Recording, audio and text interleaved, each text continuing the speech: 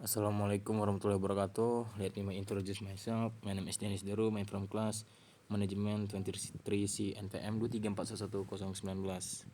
Oke, di sini saya akan menjelaskan perilaku kegiatan ekonomi dan sirkulasi aliran pendapatan.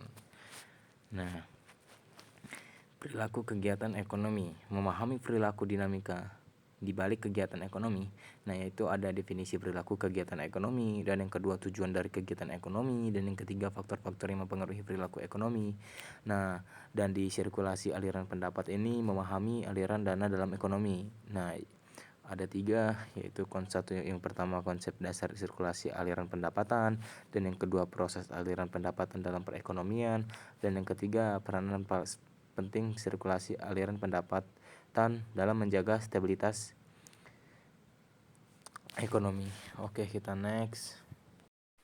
Nah, perilaku kegiatan ekonomi definisi. Nah, kegiatan ekonomi segala bentuk aktivitas manusia yang berkaitan dengan produksi, distribusi, dan konsumsi barang dan jasa dalam suatu sistem ekonomi. Dan yang kedua perilaku ekonomi, tindakan-tindakan individu dan entitas ekonomi dalam menghadapi kebutuhan dan keinginan yang terbatas dalam memenuhi sumber daya yang terbatas. Nah, dan yang ketiga ini pasar, tempat bertemunya penawaran dan permintaan barang dan jasa dalam kegiatan ekonomi. Nah, perilaku kegiatan ekonomi ini tujuannya ada tiga. Yang pertama itu memenuhi kebutuhan, menyediakan barang dan jasa yang diperlukan untuk memenuhi kebutuhan dasar manusia seperti makanan, sandang, dan papan. Dan yang kedua, mendapatkan keuntungan. Nah, menciptakan aktivitas ekonomi yang menghasilkan pendapatan dan laba bagi individu, perusahaan, dan negara. Nah, dan yang ketiga pertumbuhan ekonomi. Nah, mendorong pertumbuhan ekonomi yang berkelanjutan, meningkatkan kesejahteraan masyarakat, dan menciptakan lapangan kerja. Oke, kita next. Oke, ada perilaku kegiatan ekonomi, faktor-faktor yang mempengaruhi.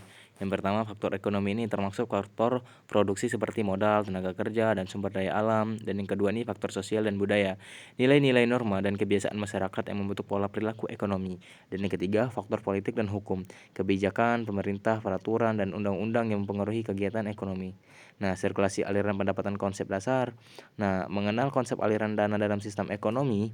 Nah, yang pertama pemasukan, pendapatan dari produksi dan penjualan barang dan jasa. Nah, yang kedua pengeluaran untuk konsumsi barang dan jasa.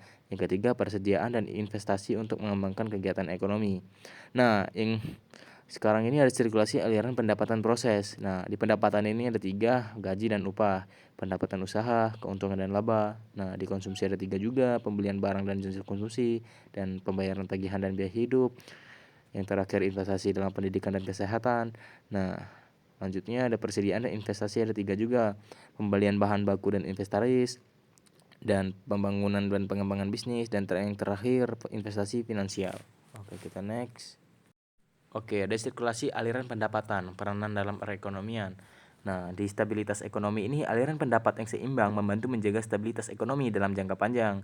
Di distribusi pendapatan, aliran pendapatan yang adil dan merata penting untuk menciptakan kesetaraan dan mengurangi kesenjangan sosial. Dan yang ketiga ini penciptaan lapangan kerja. Nah, aliran pendapatan yang berkelanjutan berkontribusi terhadap terciptanya lapangan kerja dan pengurangan tingkat pengangguran. Oke, kita next. Oke, kesimpulannya, terima kasih telah menjelajahi perilaku kegiatan ekonomi dan sirkulasi aliran pendapatan bersama saya. Nah, semoga presentasi ini memberikan pemahaman yang lebih dalam tentang pentingnya pemahaman ekonomi dalam kehidupan sehari-hari. Bila ada kesalahan dan kekurangan, saya minta maaf dan saya akhiri. Wassalamualaikum warahmatullahi wabarakatuh.